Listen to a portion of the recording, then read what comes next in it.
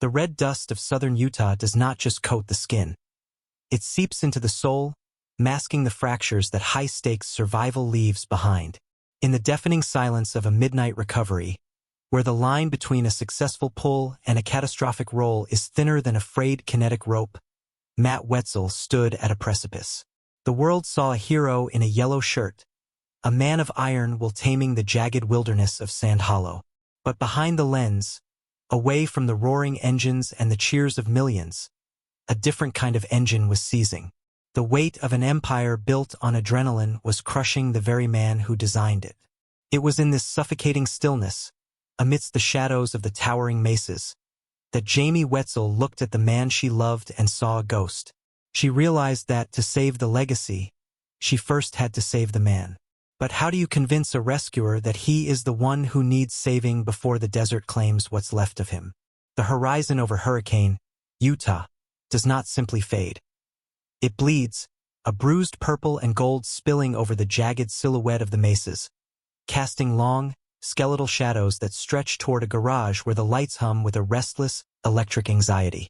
Inside this sanctuary of iron and oil, the air is thick with the scent of diesel and the cooling of engines, but the man at the center of the frame is no longer in sync with the machines he commands. For Matt, the yellow shirt has ceased to be a uniform. It has become a second skin, a heavy, synthetic hide that hides a fracturing spirit. To the millions watching through the digital glass of their screens, that vibrant yellow is a beacon of hope, a signal that the hero has arrived to defy the physics of the desert. But as the cameras stop rolling and the crew retreats into the twilight, the color seems to darken, turning into a leaden suit of armor that weighs more with every passing sunset. Every successful recovery, every vehicle plucked from the jaws of a sandstone abyss, is another brick laid upon a wall of expectation that has grown too high for any one man to scale. Jaymie stands in the periphery, a silent observer in the kingdom they built together. Her presence as steady as the canyon walls, but her heart vibrating with a quiet, mounting dread. She watches him from the doorway, her eyes tracing the new, deep-rooted lines of exhaustion etched into his face, crevices that no high-definition lens or cinematic filter could ever truly soften.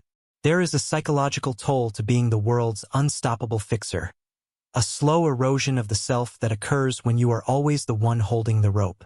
She sees the vacuum where his peace used to reside, replaced by a relentless, grinding momentum that demands more of his soul than he has left to give. He spent his days charging into the shifting sands to rescue strangers from their own mistakes, while his own internal compass was spinning wildly, unable to find true north in the wreckage of his own fatigue. The tremors of a coming collapse are invisible to the fans, but to Jaymie, they are as loud as a rockslide. She notices the way he lingers in the driver's seat of the wrecker long after the engine has died, his hands still gripped tight around the steering wheel, staring into the oppressive darkness of the windshield. He looks like a man haunted by the very empire he created, a prisoner of the momentum that was supposed to set them free. The business is thriving, the metrics are climbing into the stratosphere, and the world is cheering. But the man at the center of the storm is wearing away like the ancient sandstone cliffs under a relentless rain. As the heavy garage door finally creaks shut that evening, the sound echoing like a final gavel through the stillness, Jaymie feels the cold weight of a realization settle in her bones. The next recovery would not require a winch, a kinetic rope, or a custom rig. It would be the most dangerous mission they had ever faced, and it would take place entirely within the quiet, suffocating halls of their own home. She looks at him one last time before the light cuts out, wondering if the man she loves is still in there, or if he has finally been swallowed by the yellow shirt. To truly measure the cold, tempered steel in Jaymie's resolve, one must first descend into the valley of their origins, far beneath the glitz of a 1-million-subscriber milestone. There was a time when the desert was not a stage, but a silent witness to their survival. A time of lean bank accounts and the jagged, unpolished grit of building a life from nothing but a shared vision and a single trail-ready rig. In those early years, they were partners in the most visceral sense, two souls navigating the treacherous terrain of entrepreneurship with a singular, synchronized heartbeat. The smell of grease and the heat of the red sand were the elements of their intimacy, a private language spoken in the quiet moments between the struggle and the small, hard-won victories. They were building a dream, brick by grueling brick, unaware that the structure they were raising would one day threaten to wall them in. As the digital world discovered the magic of the yellow rigs, the channel did not merely grow. It exploded, a global phenomenon that demanded a pound of flesh for every click of the subscribe button. Slowly, almost imperceptibly, the quiet, sacred version of their life began to evaporate, replaced by the frigid, unyielding demands of a brand that never slept. Jaymie found herself a stranger in her own success, mourning the loss of the man who used to come home when the sun went down. She celebrated their achievements with the world, but in the hollow hours of the night, she watched the man she loved transform into a ghost of himself. Matt was becoming a slave to the wrecker persona, a mythic figure who could never fail, never tire, and never show a moment of weakness.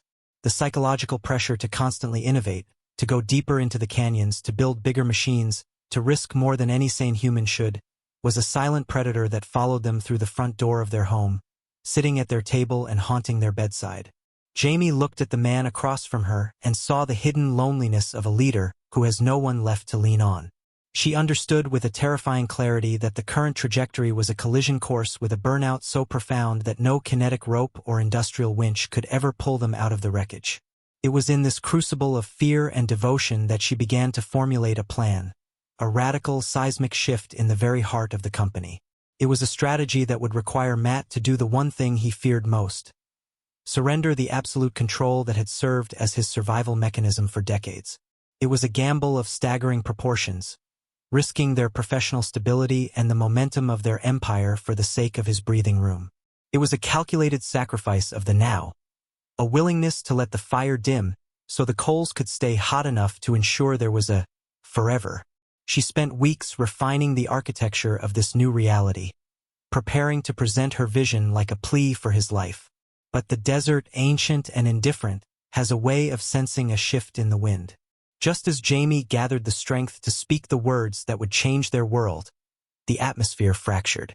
A routine trail run, meant to be a simple display of power, turned into a scene of mechanical violence. The sound of snapping metal echoed through the Red Rock Gallery like a gunshot, a sudden and brutal failure that sent a shudder through the entire operation. It was a violent omen, a physical manifestation of the fragility they had tried so hard to ignore. As the smoke rose from the engine and the silence rushed back in, Jaymie realized the clock had run out. The desert was through waiting. The transformation was not a sudden, thunderous upheaval, but a series of quiet, deliberate boundaries drawn in the red sand. A slow-motion reclamation of a life that had been nearly swallowed by the desert. Jaymie looked at the empire they had built and saw a machine that had grown too hungry for its own creator. She refused to remain a passive spectator to the slow-motion collision of Matt's spirit against the jagged rocks of his own ambition. With the precision of an architect and the ferocity of a protector, she stepped directly into the chaotic, whirring machinery of the business, no longer just a supportive shadow, but a profound corrective force. She began to dismantle the lone warrior myth brick by agonizing brick, restructuring the very soul of the operation to create a sanctuary where there was once only a battlefield. This was the decision, a clinical, necessary move to professionalize the passion so the person at its center would not perish. She implemented systems that acted as guardrails, allowing Matt to step back from the crumbling edge of the psychological cliff he had lived on for years. It meant the difficult, often painful process of hiring new hands, searching for souls who could carry the weight of the legacy without letting it crush them. For Matt, this was a spiritual struggle. Surrendering the keys to the kingdom felt like surrendering a part of his own identity. To trust another man with the winch or another voice with the story was to admit he was human, a truth he had spent years trying to outrun. It was a high-stakes psychological chess match where Jaymie played with a quiet, unyielding love as the ultimate prize. She forced the man who saves everyone to finally go home while the sun was still high, teaching him that the world would not stop spinning if he stopped pushing it. Jaymie became the lighthouse in the center of his swirling storm, a beam of light so constant and clear that the fog of exhaustion began to lift. She silently shouldered the burdens he didn't even realize he was carrying.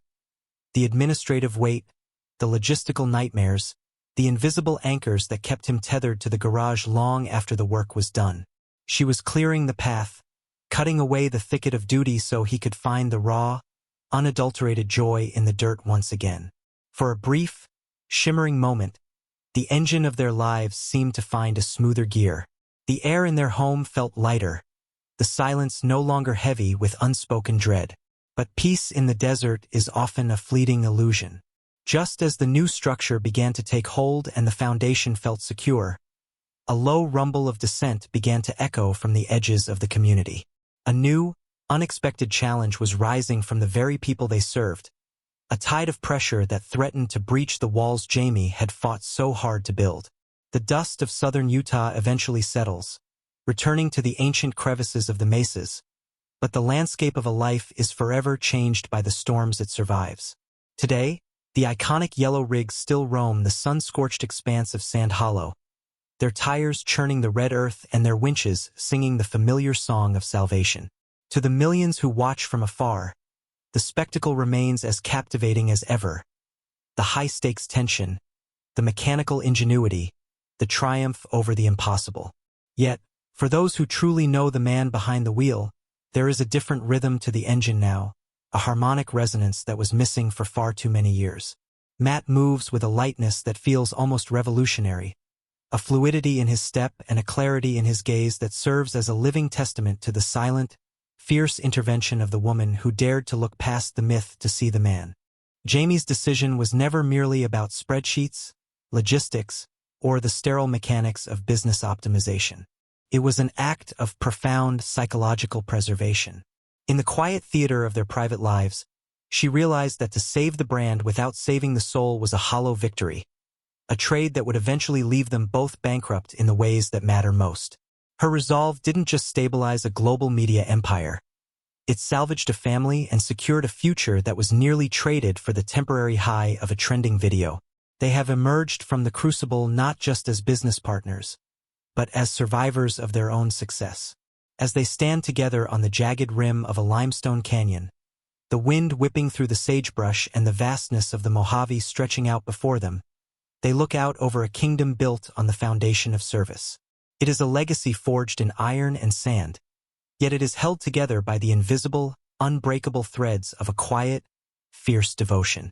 The psychological depth of this journey is visible now in the eyes of their team, men and women who no longer see a weary commander, but a leader who has learned the power of the word, stay.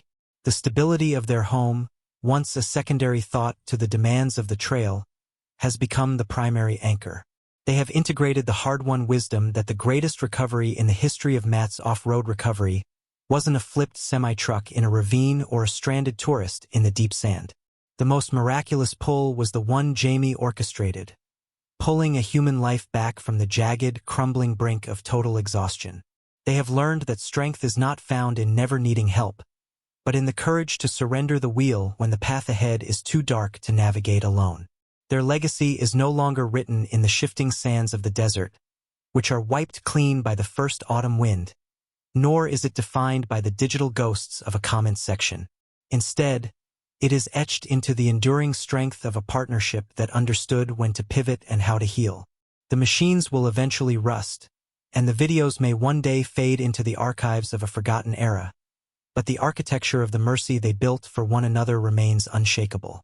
As they stand in the deepening twilight, watching the sun dip below the burning horizon and the first stars begin to pierce the velvet sky, a final, haunting question lingers in the cooling air, echoing through the canyons they call home. In the vast, beautiful, and utterly unforgiving desert of human existence, where every soul is eventually searching for a way out of the dark, who is truly the one doing the saving?